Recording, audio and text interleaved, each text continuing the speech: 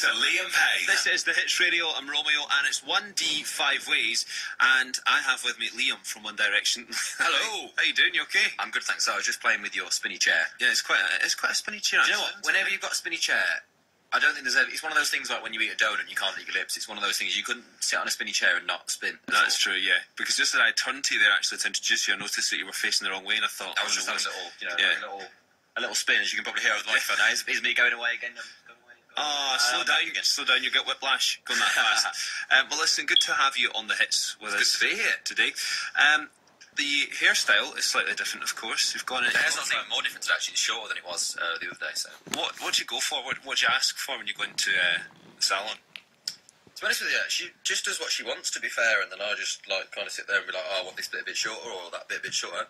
I think I'm like a grade 3 now. I'm like a grade 3, then a 2, and then a 1.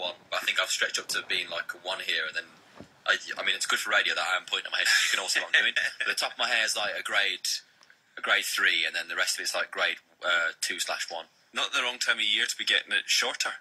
Do you think? So it's not too cold to be bringing it in. Silly decision, maybe, I suppose. But I just fancied it. Yeah, well, hey, so that means you get up in the morning, straightforward, no messing about. It's so good. So the hairdo is new. There's a tattoo.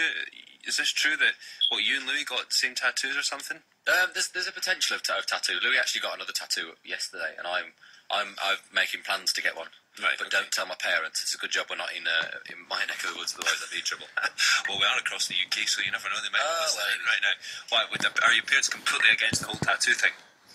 They're against it, but the main thing for them is that as you get older, you're going to regret it because you'll look silly when you're older and you've got a tattoo. And I was like, when I'm old, I'll be bothered about looking old, not bothered about what's going on with my tattoos. What do you think? I'll have more problems like losing my hair. Well, that's already happened. So. The Hits Radio. What is it like being in the band? We've got you on your own, away from the rest of the boys. You said off air there that you've had a couple of days to chill out at home, being back here in the UK. So is that when it kind of hits home, if you like, for you, the success? Exactly, when you're at home, it hits home. Yeah, because you're back with mum, dad, and local friends. I was in Wolverhampton, my hometown. Went round the local town centre.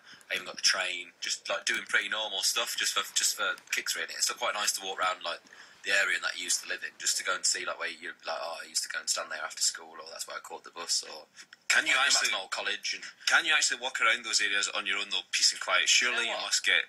It was Sunday evening. Well, not evening, like middle of the day. Shops weren't that busy, you know.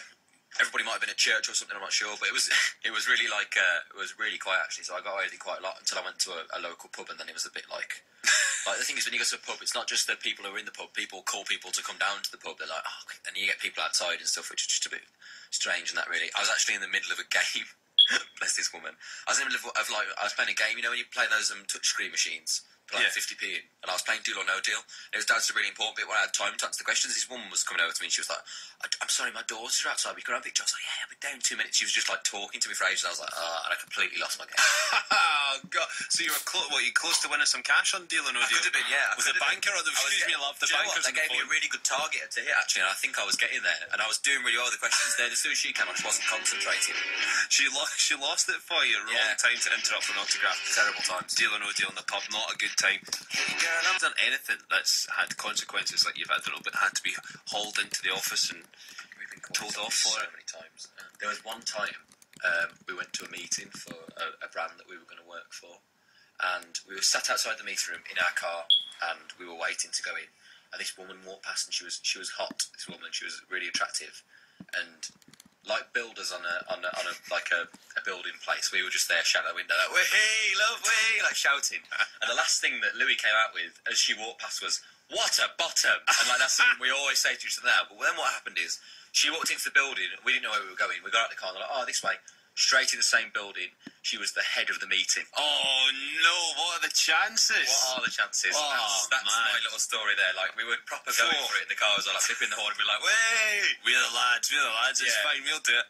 She's kind of. Do you know the funniest thing was though? She was really like smiley about it. Like she took it more as a compliment than as a offence. She was like, she was loving it. She was like, "I think we met outside," and we were just like, "Oh yeah, I've just been given the thumbs up from One Direction." Talking about fit ladies though, surely you must have your pick of the ladies when it comes to. See, this is like a massively new thing for me. And like I've recently been out like to nightclubs and stuff a lot, but because I've always been in relationships. Whenever I've been in a nightclub, I tend to base myself in a corner and just kind of stand there.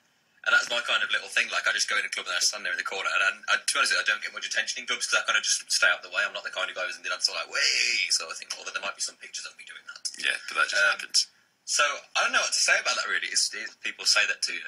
But you're loving the single. You are single right now. So are you loving the single To be life? honest with you, for me, it's a little bit of getting to know myself a little bit. Obviously, we were like young when we got into this position and whatever else. And this is the first time I've properly been on my own, as a sense. So for me, it's just at the moment I'm just getting to know myself a little bit more rather than getting to know other people. Like, I feel like I need to spend a bit of time on my own with everything that's going on, sort of thing.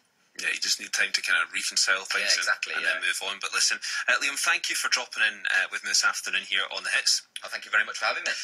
1D